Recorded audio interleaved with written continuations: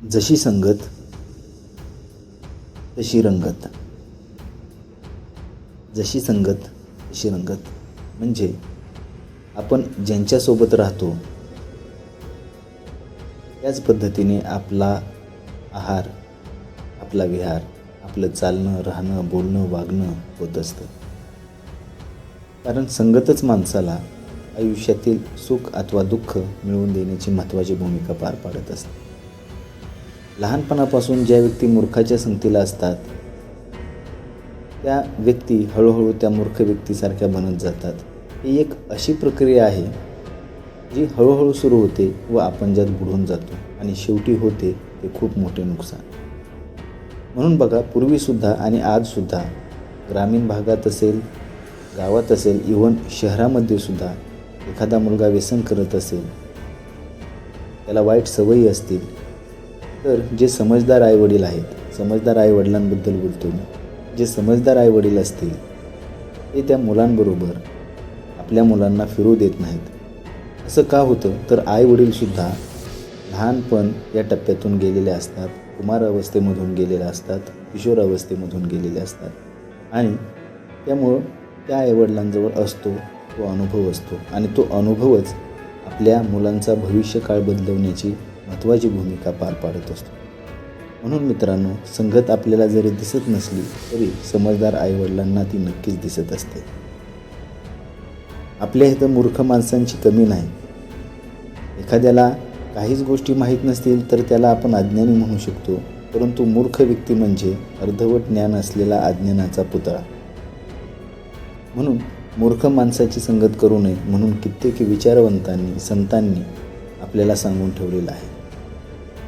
त्यांच्याजवळ अनुभव होता आणि तेच अनुभवाचं गाठोडं त्यांनी आपल्यासमोर ज्ञानातून खुलं करून ठेवलेलं आहे. तुम्ही एक साधा प्रयोग करून बघा. 2-4 दिवस अशा व्यक्तीबरोबर फिरा जो व्यक्ती दारू पितो, बायकोला मारहाण करतो, शिव्या देतो, मुलांच्या शिक्षणाकडे ज्याचं लक्ष नाही, अशा व्यक्तीच्या सहवासामध्ये तुम्ही राहा. 4 दिवसांनी तुम्हाला आलेला अनुभव लिहा. तुमच्या लक्षात येईल तुमचे चांगले मित्र तुमच्यापासून दूर जात आहेत, आईवडील तुमचा राग करत आहेत, कोणच तुमच्याबरोबर व्यवस्थित बोलत नाही. कारण तुम्ही अशा संगतीमध्ये आहात जिथं तुमचं आयुष्य खराब होऊ शकतं, तुमच्या आईवडिलांचं आयुष्य खराब होऊ शकतं, तुमच्या मित्रांचं आयुष्य खराब होऊ शकतं. मग काही लोक म्हणतील, मग आम्ही ज्यांच्यात बसतो उठतो ती खूप नालायक माणसं आहेत, दिवसभर त्यांच्याबरोबर फिरतो, दिवसभर त्यांच्या घरी जातो, परंतु घरी ज्यावेळेस आम्ही आमच्या येतो त्यावेळेस त्यांचा विषय आम्ही घराच्या बाहेर ठेवतो. मी तर मित्रांनो म्हणेन, अशाच व्यक्ती मूर्ख असतात. कारण त्यांना कळतच नाही की संगतच अशी असते जी आपल्याला कळूही देत नाही आणि तिचा प्रभाव आपल्यावरती पडत राहतो. याची माहिती लोकच आपल्याला देत असतात. चांगल्या संगतीचा प्रभाव आपल्याला प्रगल्भ करतो, तर वाईट संगतीत आपली अधोगती होते आणि ते आपल्याला इतरांकडूनच कळत असते. संत कबीर म्हणतात, मूर्ख संगन कीजे लोहा जलनती राई, कदली सीप भाव नगमुख एक बूंद तिहू भाई. याचा अर्थ काय? तर मित्रांनो बघा, संत कबीर म्हणतात, मूर्ख माणसाची संगत करू नये. मूर्ख व्यक्ती त्या लोखंडासारखा आहे जो पाण्यात पडला असता बुडून जातो. संगतीचा एवढा परिणाम होतो की आकाशातून पाण्याचा एक थेंब केळीच्या पानावरती पडतो, त्या पाण्याचा कापूर बनतो, शिंपल्यामध्ये थेंब पडतो तेव्हा त्याचा मोती बनतो आणि तोच थेंब जेव्हा सापाच्या तोंडामध्ये पडतो तेव्हा त्याचं विष बनतं. हा कशाचा परिणाम आहे? थेंब तोच आहे, परंतु हा परिणाम कशाचा आहे? तर संगतीचा परिणाम आहे. थेंब केळीच्या संगतीमध्ये आला त्यावेळेस त्याने वेगळी भूमिका पार पाडली, तो वेगळा झाला. शिंपल्यामध्ये पडला तेव्हा तो वेगळा झाला आणि तोच थेंब जेव्हा सापाच्या तोंडामध्ये पडला तेव्हा तो विषारी बनला. यासारखा कबीरांचा दोहा दुसरा कुठलाही नाही जो संगतीवरती एवढा प्रभावी भाष्य करतो. म्हणून व्यक्तीने नेहमी आपली संगत चांगली ठेवली पाहिजे. तुम्ही ज्या वातावरणात राहता त्या वातावरणाचा परिणाम तुमच्यावर होत असतो. त्यामुळं तुम्ही बघा, कधी जरी तुम्ही बाहेर गेला फिरायला तर लोक तुम्हाला म्हणतील की तुम्ही कुठं राहता आणि तुम्ही ज्या एरियामध्ये राहता त्यांच्यावरून ते आपलं मोजमाप करत असतात. शेवटी सगळीच माणसं वाईट नसतात किंवा सगळीच माणसं चांगली नसतात. माणसं ही गुणदोषानं भरलेली असतात. चांगले गुण आपण घ्यायचे असतात आणि वाईट दोष आपण सोडून द्यायचे असतात. तुम्ही जर चुकीच्या व्यक्तीबरोबर दीर्घकाळ राहत असाल तर तुम्ही किंवा तुमचा स्वभाव त्या व्यक्तीसारखा होणार म्हणजे होणार, यात तीळ मात्र शंका नाही. बघा, समजण्यासाठी एक उदाहरण देतो. एक पांढरा शुभ्र कपडा घ्या आणि तो कपडा एखाद्या रंगामध्ये बुडवा. तुम्ही तो कपडा ज्या रंगामध्ये बुडवला आहे तोच रंग त्या कपड्याला चिकटून येणार. त्याच पद्धतीने व्यक्ती ज्याच्यासोबत राहते त्याचा प्रभाव त्या व्यक्तीवरती होत असतो, त्या व्यक्तीच्या व्यक्तिमत्वावर होत असतो आणि ती व्यक्ती त्या व्यक्तीसारखी होत असते. म्हणून मित्रांनो, चुकीच्या संगतीपासून आपल्याला असं लांब राहिलं पाहिजे जसं एखादा प्राणी अग्नीपासून दूर राहतो. काही लोक एवढे मूर्ख असतात की त्यांना साध्या आणि क्षुल्लक गोष्टी कळत नसतात. म्हणजे सांगायचं झालं तर बाबा, आपण कुठं थुंकलं पाहिजे, कचरा कुठं टाकला पाहिजे, कुणाला कसं बोललं पाहिजे, कसं वागलं पाहिजे, याचं थोडंसुद्धा भान त्यांना नसतं. आपण बघा, इथे एक कोरा मेंदू घेऊन आलेलो आहोत. मग विचार करा, हे ठराविक लोकांचं हे भान कसं हरपलं? तर मित्रांनो, त्यांचं हे भान संगतीनं संपवलेलं असतं. चुकीच्या संगतीनं एखाद्याला वेढलं की बाहेर पडणं अशक्य होऊन जातं. कारण मूर्खाला मूर्खाचंच योग्य वाटणार, सज्जनाशी त्याचा काय संबंध? म्हणून जर पालक हा व्हिडिओ ऐकत असतील, हा व्हिडिओ बघत असतील तर वेळेतच आपल्या मुलांच्या संगतीवर लक्ष ठेवा. ते कुठं जातात, कुणाबरोबर फिरतात, मोबाईलवरती काय सर्च करतात, यावरती तुम्ही लक्ष द्या. कारण का, एकदा जर तुमच्या हातातून वेळ गेली मग गेलीच. आज समाजात किती विचित्र चित्र आहे की त्यातील 90% हिस्सा फक्त आणि फक्त या संगतीमुळेच घडत आहे. म्हणून बघा, क्रोधित व्यक्तीची संगत नको, व्यभिचारी व्यक्तीची संगत नको, चोरट्यांची संगत नको, चतुरांची संगत नको. चतुर म्हणजे चतुर म्हणजे अशा व्यक्ती, ज्या व्यक्ती चुकीच्या पद्धतीने आपल्या ज्ञानाचा वापर करतात, एखाद्याची फसवणूक करतात. त्यामध्ये त्यांना यशही मिळतं, परंतु हे लोक हे विसरतात की आपण जे करतो याची नोंद कर्माच्या वहीमध्ये होत असते. म्हणून अशा चतुर लोकांची संगत नको, कारण आपण सुद्धा त्यांच्यासारखंच बनू शकतो.